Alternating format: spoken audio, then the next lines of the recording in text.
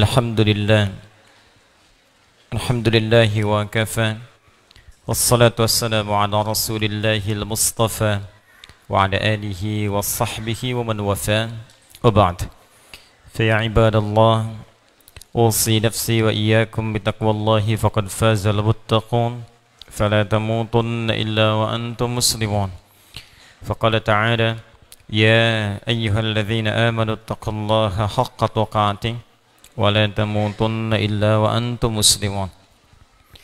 Saudara-saudariku, alhamdulillah kembali kita dipertemukan di malam Jumat ini. Sudah masuk tanggal 18 Rajab 1441 Hijrah. Semoga sampai malam ini kita mendapatkan ampunan Allah Subhanahu wa taala. Di antara keutamaan bulan Rajab dipesankan dengan kuat dalam Al-Quran agar kita mampu banyak berintrospeksi diri, mengoreksi dari perbuatan-perbuatan yang tidak tepat yang biasa dilakukan. Perbuatan tidak tepat, menempatkan sesuatu bukan pada tempatnya, itu disebut dengan zulmun. Orangnya disebut dengan zalim. Saya sering ilustrasikan, bila ada gelas menampung air digunakan untuk minum, maka gayung digunakan menampung air untuk mandi. Jadi kalau ada orang minum pakai gayung dan mandi pakai gelas, maka perbuatannya disebut zulmun. Orangnya disebut dengan zalim.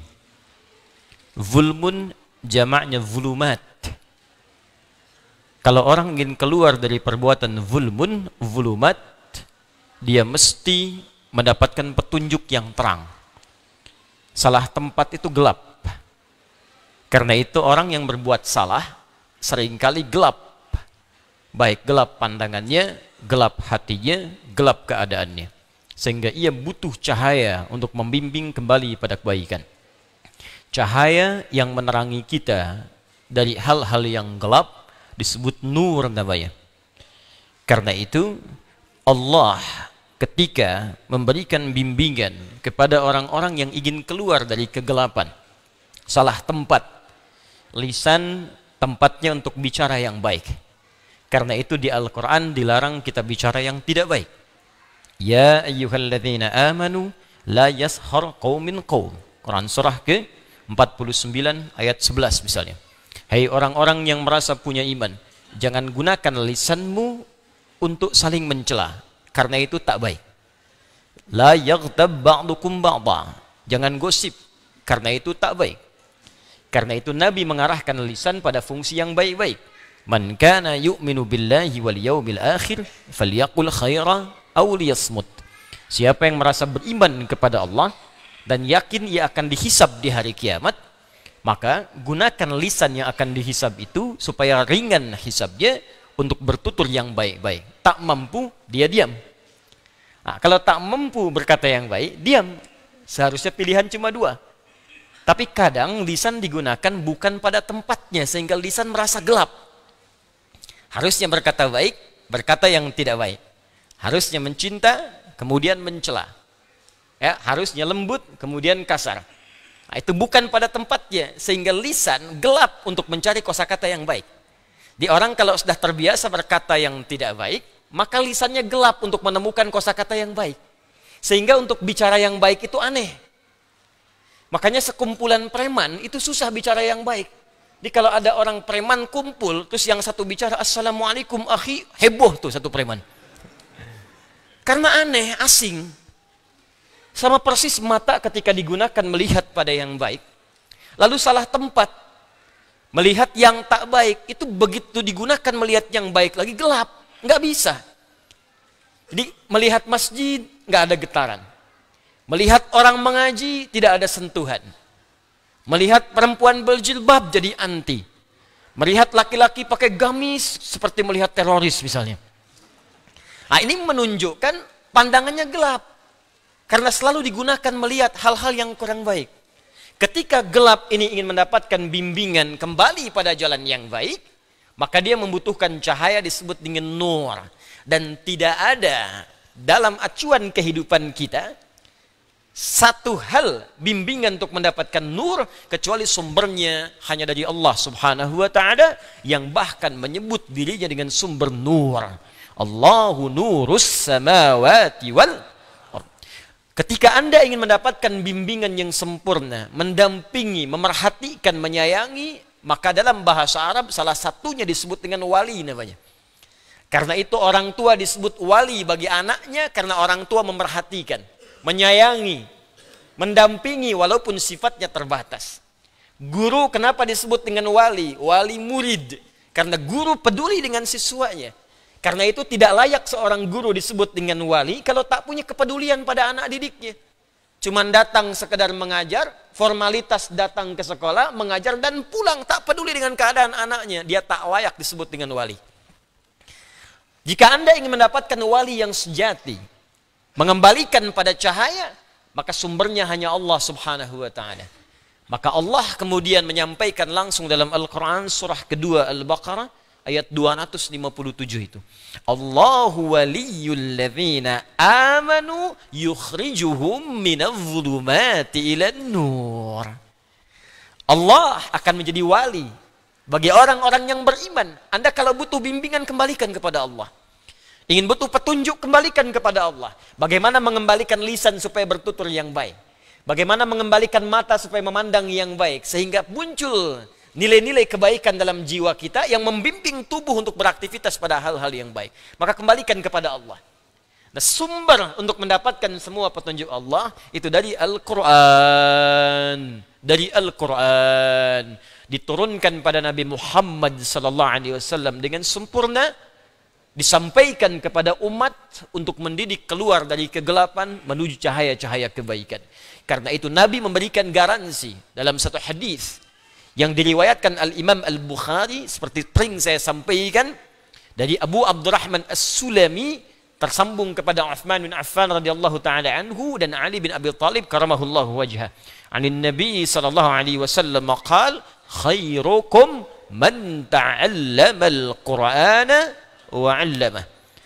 Yang terbaik di antara Anda adalah orang yang mau mengaji Al-Quran, mempelajarinya, lantas mengamalkan itu dalam kehidupan. Maka garansinya langsung dari Allah Subhanahu wa taala dan diberikan bukti yang sangat spesifik. Saya sering ilustrasikan Al-Quran bukan diturunkan di Romawi pada masanya yang sudah maju. Bukan diturunkan di Persia yang sudah punya peradaban. Tapi diturunkan di satu umat yang tidak punya peradaban, tidak punya etika yang sempurna, tidak punya pengetahuan yang mendalam, tertinggal jauh sehingga disebut dengan jahiliyah. Sehingga sering saya katakan semua aspek kriminal itu komplit semua ada di situ. Pezina, pemabuk, pembunuh, begal, itu profesional semua. Dan tiap hari, setiap detik tidak ada kehidupan jahiliyah kecuali dengan maksiat. Allah tidak turunkan tongkatnya Nabi Musa di era itu. Tidak juga menurunkan mukjizat Nabi Isa pada saat itu. Tapi Allah menurunkan Al-Quran untuk memberikan pesan pada manusia setelahnya. Apa yang terjadi? Para pemabuk itu berubah menjadi orang-orang terbaik yang gemar menunaikan salat. Para pezina berubah jadi orang-orang terbaik yang benar, yang gemar kemudian untuk menjadi dermawan. Dia suka memberi, dia suka berbagi, dan semua berubah. Sehingga naik status dari jahiliyah bertransformasi menjadi khairu ummah. Turunlah Quran surah ketiga Ali Imran ayat 110 itu. Kuntum khaira ummah ukhrijat linnas ta'muruna bil ma'ruf wa tanhauna 'anil munkar wa tu'minuna billah. Yang tadinya ta'muruna bil munkar wa tanhauna 'anil ma'ruf berubah sekarang. Ta'muruna bil ma'ruf setelah turun Quran, hobinya pada ma'ruf kebaikan dan menjauh dari segala kemungkaran. Di sekarang hobinya yang ma'ruf, yang mungkar ditinggalkan. Itulah keindahan Al-Quran. Karena itulah saya ingin mengajak kita semua, khususnya di bulan yang mulia Rajab ini, ketika Allah menurunkan satu ayat langsung untuk memuliakan bulan-bulan hurum yang 4. Ya, Dzulqa'dah, talatha mutawaliyat, hadis dari Nabi sallallahu alaihi wasallam an Abi Hurairah, qala Rasulullah sallallahu alaihi wasallam bima ma'na qala inna az-zamana qad istadara ka hay'ati. Ya, ka hay'atihi, sungguh zaman itu akan berputar seperti awal mulanya. Yauma khalaqas samawati wal arda minha arba'atun hurum. Sejak Allah menetapkan penciptaan langit dan bumi sudah diatur. Setahun ada 12 bulan. Ya, dari setahun itu ada 12 bulan. Dari 12 bulan ada 4 bulan yang istimewa. Minha arba'atun hurum, thalatha mutawaliyat, 3 bulan berurutan, Dzulqa'dah 11, Dzulhijjah 12, Al-Muharram pertama, Rajabun Mudhar, dan bulan Rajab yang diagungkan oleh suku Mudhar. Ya, yang terletak baina Jumada wa Sya'ban, antara bulan ke-6 dengan ke-8. Bulan yang ke-7, bulan Rajab, masuk bulan Hurum. Kaidah pertama yang disebutkan dalam Al-Quran, kalau sudah masuk bulan Hurum, terutama Rajab yang sekarang kita berada di dalamnya, maka kaidah Qurannya surah 9 ayat ke-36. Fala tazlimu fihinna anfusakum. Ayat lengkapnya, Inna iddatash syuhuri 'indallahi 12 syahran fi kitabillah yauma khalaqas samawati wal arda minha arba'atun hurum. Dzalika ad-dinul qayyim fala tadhlimu fihinna anfusakum. Kata Allah, keluar dari kezaliman. Evaluasi diri. Ayo, sekarang sudah masuk tanggal 17. Dan Rajab disebut oleh para ulama sebagai pembuka bulan-bulan baik. Sya'ban baik. Karena itu Nabi rajin puasa di bulan Sya'ban. Ya, banyak puasa sunnah di bulan Sya'ban. Ya, disebutkan dari Sayyidah Aisyah radhiyallahu taala anha, kata beliau, saya tak pernah melihat Nabi sallallahu alaihi wasallam menyempurnakan puasa sebulannya kecuali di Ramadan, dan memperbanyak puasa sunnah kecuali di Sya'ban. Ramadan bulan mulia 9-nya. Syawal bulan istimewa 10-nya. Dzulqa'dah bulan hurum. Dzulhijjah bulan haji istimewa. Al-Muharram istimewa masuk bulan Hurum. Bayangkan 6 bulan berurutan, Sya'ban, Ramadan, Syawal, Dzulqa'dah, Dzulhijjah, Al-Muharram. Apa bulan pembukanya? Rajab. Karena itu disebutkan oleh para ulama, Rajab miftahu kulla syuhuril khair. Rajab pembuka semua bulan-bulan yang baik. Ada yang menyebutkan ini bulan pemanasan, warming up. Ya, jadi kalau pemanasannya nggak bagus, maka nanti perjuangannya nggak akan maksimal. Kalau pemanasannya nggak bagus, pertandingan Ramadannya itu nggak akan pernah sampai. Kalau pemanasannya nggak bagus, kalah 3-2. Tuh. Yang bagi suka nonton bola itu, saya nggak terlalu suka. Ya, cuma saya sering baca kadang-kadang. Baik, jadi karena itu, mari kita evaluasi diri. Mudah-mudahan Allah mengampuni dosa-dosa kita. Dan semoga kita diberkahi di bulan ini untuk mengerjakan banyak yang baik-baik.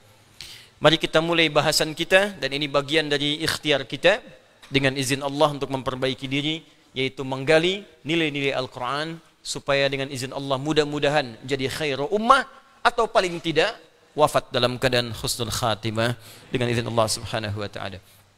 Bismillahirrahmanirrahim. Kita kembali kepada Al-Quran, pembahasan surah Al-Baqarah, dan pertemuan lalu saya sudah berikan pengantarnya. Untuk awal jumpa ini, saya akan gunakan dulu kitab Tafsirul Wasit, ya, karena Syekh Muhammad Tantawi rahimahullah. Ya, saya gunakan dulu yang ini karena saya pernah belajar langsung kepada penulisnya, sehingga bisa meminimalisir kesalahan-kesalahan dalam memahami satu tafsiran ayat Al-Quran. Dan beliau bersanad, ya, karena saya ingin menghormati guru saya, Syekh saya, dan diberikan hadiah setelah kami belajar. Beliau Syekh Al-Azhar. Ya, sebelum yang sekarang. Saya tak pernah belajar formal di Al-Azhar, tapi saya mengaji tafsir pada Syekh Al-Azhar. Dan mendapatkan tafsir ini saat selesai dan pulang kemudian ke tanah air, lantas kembali ke Tripoli. Jadi saya untuk menghormati guru, saya gunakan dulu yang ini, dan ini tafsir menurut saya sangat baik. Karena menghimpun referensi dari kitab-kitab tafsir yang lain, ya, kemudian dihimpun menjadi satu dengan bahasa-bahasa yang mudah untuk dipahami oleh kita. Ini gampang sekali, bahasanya ringan. Kalau nggak percaya, nanti mungkin antum bisa baca, saya kopikan. Masih asli bahasa Arab. Ya. Ini ringan insya Allah. Nanti di pertengahan-pertengahan saya tunjukkan lagi kitab-kitab lain supaya memperkaya wawasan kita dan referensi kajian kita insya Allah. Tayyib, Bismillahirrahmanirrahim. Suratul Baqarah. Kita telah bahas di pertemuan yang lalu bahwa ini surah yang menduduki urutan kedua di dalam mushaf Al-Quran setelah surah Al-Fatihah. Yang kedua, Al-Baqarah merupakan surah terpanjang. Ayatnya yang tertuliskan di dalam mushaf dibacakan di lisan kita terdiri dari 286 ayat. Al-Baqarah juga merupakan surah yang sangat istimewa. Bahkan akhir surah yang diturunkan kepada Nabi sallallahu alaihi wasallam adalah surah Al-Baqarah di ayat ke-281 itu. Wattaqu yawman turja'una fihi ila Allah, thumma tuwaffa kullu nafsin ma kasabat wa hum la yuzlamun. Al-Baqarah hampir seluruh ayat-ayatnya umumnya sebagian besar sepakati oleh para ulama diturunkan di Al-Madinah Al-Munawwarah. Sebagian besar ayatnya turun di masa-masa awal hijrah Nabi sallallahu alaihi wasallam. Al-Baqarah memiliki keistimewaan yang kalau dibacakan setan bisa pergi menjauh. Bahkan Nabi memberikan garansi dalam hadis yang diriwayatkan oleh para imam-imam ahli hadis, baik Imam Muslim, At-Tirmidzi, An-Nasa'i, seperti dibacakan di pekan yang lalu. Anda bacakan di siang hari, setan tak datang dalam 3 hari. Anda bacakan di malam hari, setan tak datang dalam 3 malam. Jika dibacakan dengan benar. Dan di antara keistimewaan surah Al-Baqarah, apa yang belum kita bacakan, kita lengkapi saat ini, lalu kita masuk ke dalam bagian-bagian terpentingnya. Hadis Nabi SAW yang diriwayatkan oleh Al-Imam At-Tirmidzi dan Imam An-Nasa'i serta Imam Ibnu Majah rahimahumullahu jami'an an Abi Hurairah radhiyallahu ta'ala anhu. Sanadnya tersambung kepada sahabi jalil, sahabat mulia Abu Hurairah. Saya pernah terangkan di awal jumpa-jumpa kita, Abu Hurairah ini bukan nama asli. Nama aslinya Abdurrahman.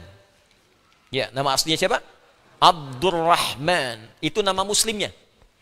Ya, karena beliau asalnya belum Islam, namanya Abdus Syams. Ya, siapa namanya? Abdus Syams. Jadi nama awalnya itu Abdus Syams. Abdun itu hamba, Syams itu matahari.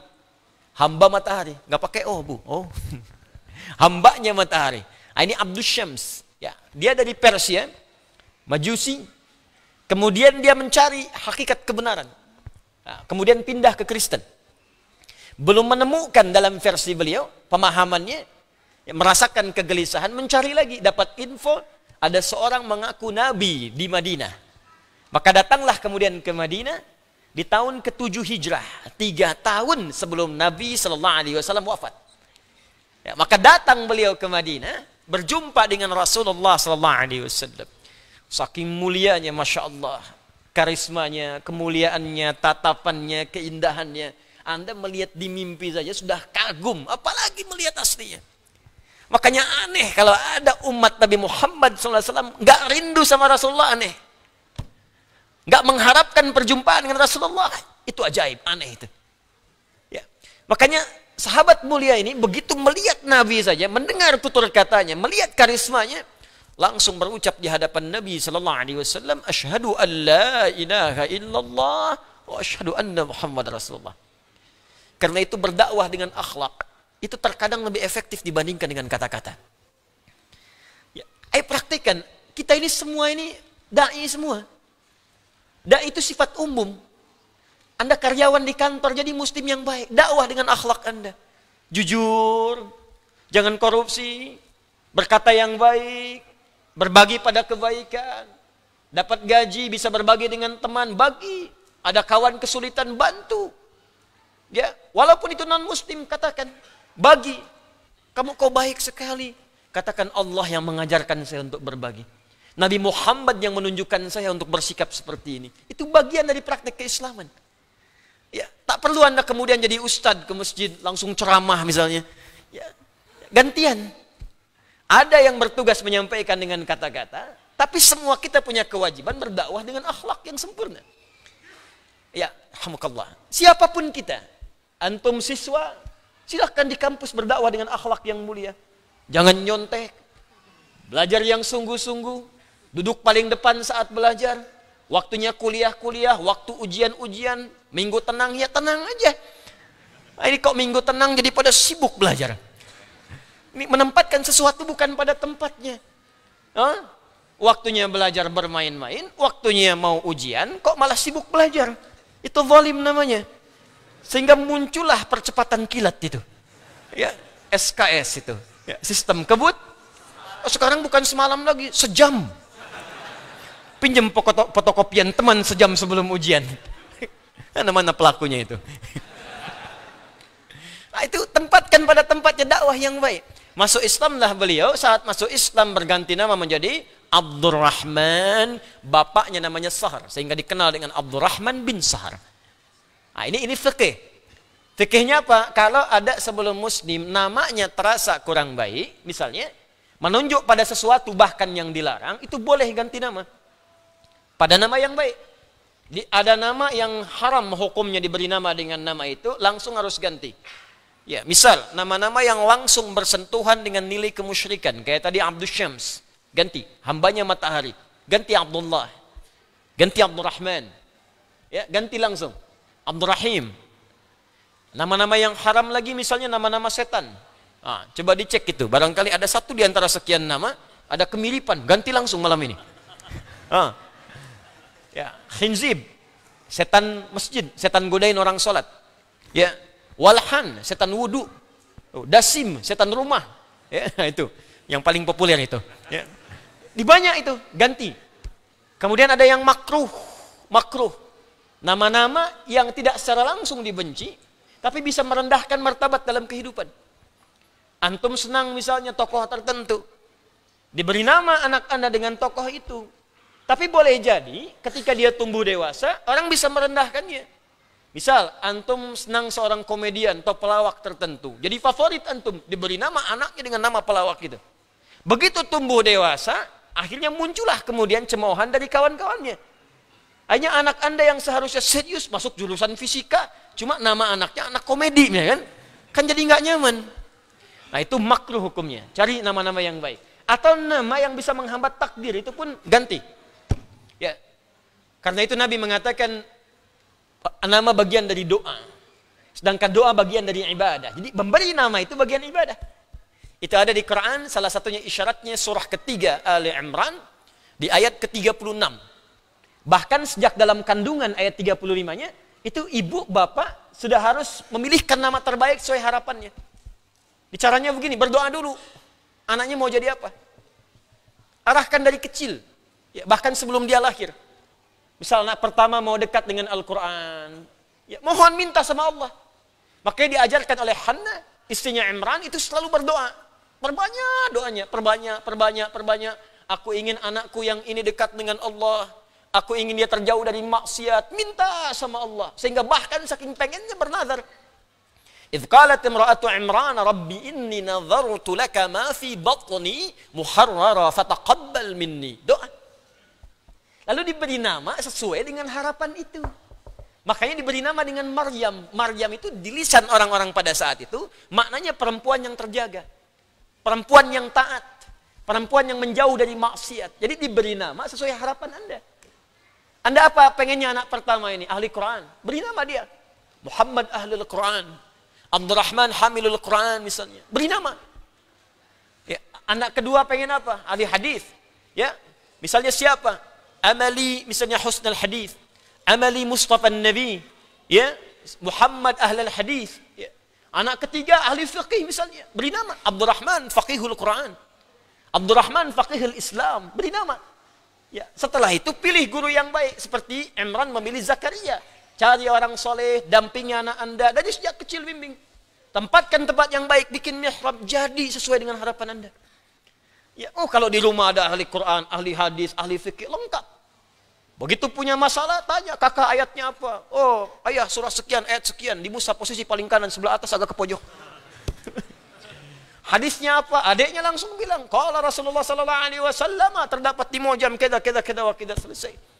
Loh, hukum fikihnya apa? Si bungsu langsung nyeletuk. Qala al-Imam Abu Hanifah, qala Imam Malik, qala Imam Syafi'i, qala Imam Ahmad. Sudah. Pengajian kosong. Di rumah lengkap semua. Begitu caranya. Maka berganti nama menjadi Abdurrahman bin Sahar. Bapaknya Sahar. Jangan nisbatkan kepada yang lain kecuali kepada bapak biologisnya. Kecuali dalam kasus tertentu. Baik, masuk Islam, ini saya perlu tekankan dulu sebelum saya bacakan hadisnya. Masih ingat tadi? Abdurrahman bin Sahar masuk Islam ke berapa tahun hijrah? 7. Ya. Berarti 3 tahun sebelum Nabi wafat. karena Nabi bertugas di Mekah 13 tahun, 10 tahun di Madinah. 3 tahun sebelum Rasulullah sallallahu alaihi wasallam wafat. Karena itu, satu yang jadi keteladanan dari sahabat Abdurrahman bin Sahar ini mengikuti sunnah para sahabat sebelumnya. Apa di antara sunnahnya? Perhatikan cara berpikir salafus saleh di kalangan sahabat Nabi sallallahu alaihi wasallam ridwanullah alaihim jami'ah. Jadi kalau ada satu orang masuk Islam dan keduluan oleh yang lainnya, maka cara pandangnya bagaimana menyusul sahabat yang sudah duluan ini. Jadi bukan santai-santai. Makanya ketika Abu Hurairah ini, Abdurrahman bin Sahar, masuk kemudian Islam, ini merasa ini yang benar, saya kemana aja selama ini. Dan merasa tertinggal dari Abu Bakar, dari Umar, dari Utsman, dari Ali, dan yang lainnya. Ridwanullah alaihim jami'ah. Karena merasa tertinggal, dijadikanlah orang soleh ini sebagai kompetitor, dikejar. Jadi begitu caranya kalau ingin soleh, jadikan kompetitornya, ukuran itu orang soleh lagi. Kalau yang dijadikan orang biasa-biasa, nggak akan naik-naik antum levelnya. Makanya Nabi pernah mengatakan, la hasada illa fisnatin. Sebagai contoh, nggak boleh antum iri hati, dengki, kecuali pada 2 kondisi. Dan ini pun tidak disebut dengan hasad, namanya ghibtah. Satu, rajulun atahullahu al-Qur'ana. Ya, seorang yang diberikan oleh Allah anugerah Al-Quran, hafal Quran, paham Quran, bagus bacaan Qurannya. Maka dia mengamalkannya, membacanya, mengamalkan sholat dengan itu. Ana al-lailu atrafan nahar, siang dan malam. Ada anak 4 tahun, mata buta. Antum 40 tahun, dia 4 tahun hafal Quran, bacaannya sempurna. Anda 40 tahun, baca aja belum sempurna. Lantas Anda ingin hijrah, ingin lebih baik, ingin merubah diri Anda, maka jadikan dia sebagai tujuan kompetitor Anda. Jadikan dia di depan Anda. Saya mesti nyusul anak ini. Malu saya di hadapan Allah kalau dihisab. Jadikan dia. Nah, itu bagian yang kedua dari peristiwa ini. Bagaimana kalau ingin kita berubah lebih baik, maka jadikan teladan kita orang terbaik yang mampu kita dapati. Kemudian ikuti jalannya. Paham sampai sini? Nah, maka Abu Hurairah ini melihat persepsi sahabat Abu Bakar rajin ke ta'lim, Umar rajin ta'lim. Cuma mereka ini karena sudah banyak dan lama dengan Nabi melekat sepanjang hidup mereka, ya bahkan masuk Islam lebih awal, akhirnya apa yang terjadi? Bimbingan lebih komplit. Ya, nggak semua waktu bisa datang ke ta'lim Nabi. Sela-sela sibuk datang. Abu Bakar itu kan pebisnis. Umar punya aktivitas. Jadi sela-sela sibuk datang, yang lainnya beraktivitas. Tapi bimbingan Nabi sudah melekat dalam kehidupannya. Maka Abdurrahman bin Sahar berbeda. Karena saya sudah tertinggal, maka jamnya saya tambah. Abu Bakar 4 jam bersama Nabi, saya 8 jam bersama Rasulullah. Umar 8 jam, saya 16 jam. Ali 16 jam, saya lebih banyak daripada itu. Kalau perlu 24 jam, saya tunggu depan rumahnya.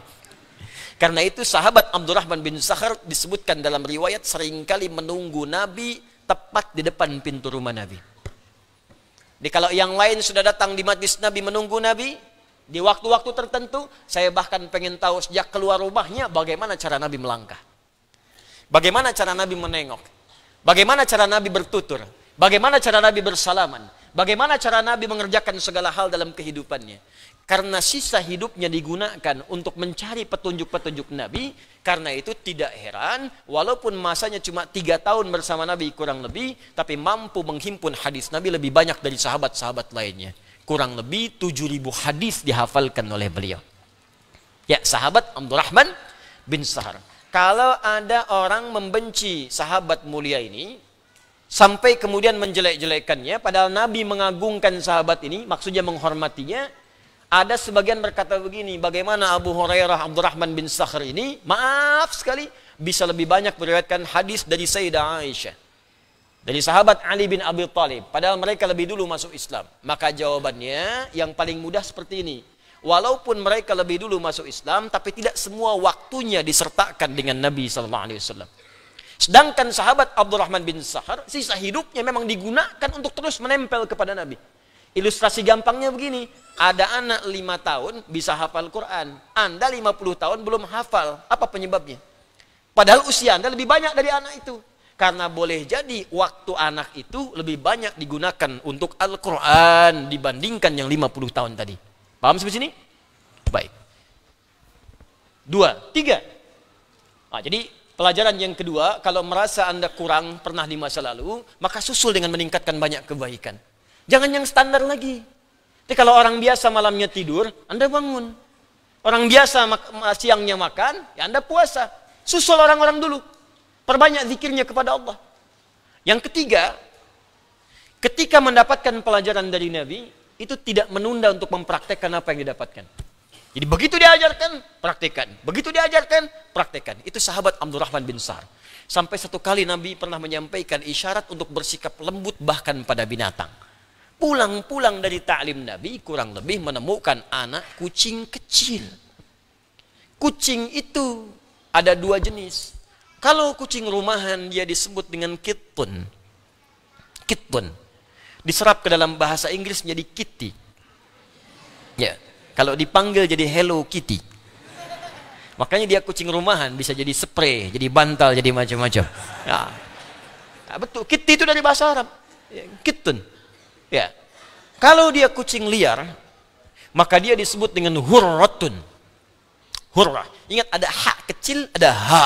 Beda. Ya, makhrajnya pun lain. Ya. Ha sama dengan ain, wastal halaq di sini. Ha sama dengan hamzah di sini. Ya, adnal halaq, dekat kepada jauf yang paling bawah. A dan ha. Kalau ha kecil, hurratun artinya bebas. Bebas. Alhamdulillah saya bebas. Ana huralan. Hurrun. Hurratun sifatnya. Kalau ha besar, hurratun hurrah. Ini namanya kucing liar. Alhamdulillah ana hurra. Ente kucing. Ini kucing liar. Anak kucing kecil. Anak kucing pasti kecil. Anak kucing liar. Maka jadikan bentuk tasghir. Fu'ailun. Rumus ilmu sarafnya fu'ailun. Maka taknya muncul di akhir menjadi hurairatun. Hurairah. Nah. Pulang-pulang menemukan anak kucing kecil liar kehilangan induknya. Mengeong-ngeong induk tak ada. Maka dipraktekanlah petunjuk Nabi untuk menyayangi tadi. Diambil anak kucingnya, dirawat-rawat oleh beliau, bahkan malam dingin diselimuti, makan disuapi. Kemana-mana tak ditinggalkan. Tak ada yang lebih sayang kepada anak kucing ini, kecuali Abdurrahman bin Sa'ad ini. Seperti bapak nyayangin anaknya. Coba, ada yang sekarang rapat bawa anak kucing. Ibu kumpul-kumpul ke taklim bawa anak kucing. Nyuapin anak kucing, nggak ada. Ini bawa kemana-mana. Sampai seketika kemudian, jalan mau berpapasan dengan Nabi, jalan ke majlis Nabi, ini anak kucing kecil ini masukkan, ada riwayat menyebutkan ke dalam bagian jubahnya di kantongnya. Begitu berpapasan dengan Nabi, keluar kepala anak kucing ini mengeong.